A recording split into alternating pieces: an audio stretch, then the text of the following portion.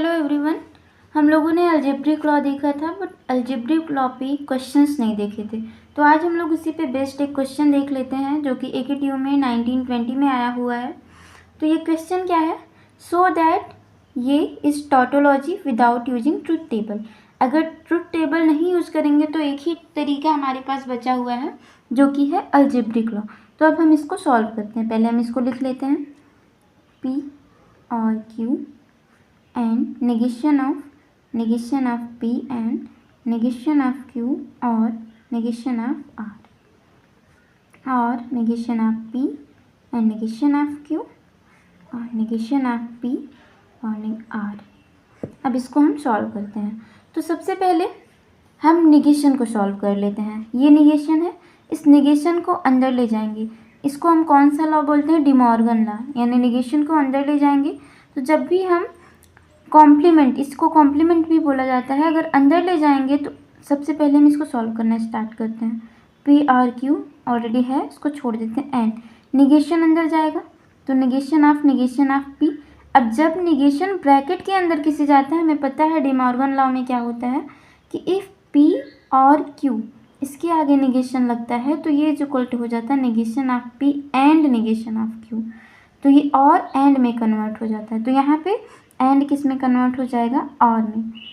और इसके बाद इसी निगेशन को, क्योंकि ये निगेशन इसके साथ साथ यहाँ पे भी लगा हुआ है तो ये यहाँ पे भी अंदर जाएगा। तो negation of Q and negation of R। इसको अभी हम छोड़ देते हैं, पहले इसको सॉल्व कर ले रहे हैं। तो यहाँ से P और Q एंड, अब हमें ये पता है निगेशन ऑफ P, अगर 2 टाइम किसी भी चीज़ का निगेशन किया जाता है तो इन्वोल्यूशन लॉ के अकॉर्डिंग इसकी वैल्यू हो जाती है सिंगल। यानी ये क्या हो जाएगा? P और एंड ऐसे ही ये भी Q एंड R। अब ये हमारे पास सॉल्व होके आ गया। और आगे क्या है हमारे पास? Negation of P and negation of Q और निगेशन ऑफ P और R। ठीक है, अब हम आगे देखते हैं। इसको लिख लेते हैं P और Q। यहाँ पे हम देख सकते हैं कि P एंड Q दोनों का निगेशन, अगर यहाँ से हम बाहर ले लें निगेशन को तो ये क्या बन जाएगा? P और Q। एंड कन्वर्ट हो जाएगा और में अगर निगेशन बाहर आएगा, और ये एज इट इज़। तो ये है P और Q एंड P और Q एंड R। ये हमारे पास बचा हुआ है और यहाँ पे है और के साथ ये पूरा। अब हम पहले इस ब्रैकेट को सॉल्व कर लेते हैं। तो P R Q as it is and, अब यहाँ पे अकॉर्डिंग टू डिस्ट्रीब्यूटिव लॉ अगर हम लगाएंगे तो ये हो जाएगा P और Q ये एंड देन P और R। यही होता है डिस्ट्रीब्यूटिव लॉ। आप लोग को पता होगा क्योंकि इसके पहले हम लोगों ने ये देख लिया है।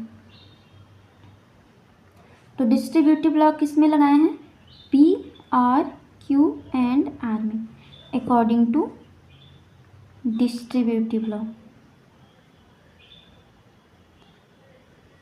डिस्ट्रीब्यूटिव लॉ से ये क्या हो जाएगा? P और Q एंड P और R। अब इसको हम सॉल्व करते हैं। P और Q और निगेशन ऑफ P और Q, तो ये है P और निगेशन ऑफ Q। इन दोनों को हम अकॉर्डिंग टू एसोसिएटिव लॉ इसको हम पास ला सकते हैं। P और Q और निगेशन ऑफ P और Q। अब हमें पता है अगर ये मान लीजिए X है और निगेशन ऑफ X, तो किस according to complement law X और negation of X is equal to true, तो इसकी वैल्यू क्या हो जाएगी? ट्रू।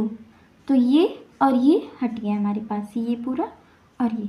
अब ट्रू एंड P और Q एंड, हाँ एक चीज़ और यहाँ पे P और Q अगर 2 टाइम है तो हम उसको P और Q को एक टाइम लिख लेते हैं। अगर 2 इम्प्लीकेशन एक ही साथ एक ही 2 बार दिए गए हैं तो उसको हम एक बार लिख सकते हैं अकॉर्डिंग टू आइडेम्पोटेंट लॉ। तो ये दोनों एक ही बार यहाँ पे मान लीजिए हम यूज कर लिए हैं, तो यहाँ से ये ख़त्म हो जाएगा। ट्रू एंड P और R, और ये हो चुका है ख़त्म, नेगेशन ऑफ P और R, ये हमारे पास बचा हुआ है। अब हम इसको सॉल्व कर लेते हैं। तो इसको जब हम सॉल्व करते हैं, ट्रू एंड, अब इसको हम अलग अलग लिख सकते हैं according to associative law, true और नेगेशन ऑफ P और R। अब इसको और इसको, P और negation of P also will be true, true and और R इसको हम वन टाइम लिख सकते हैं।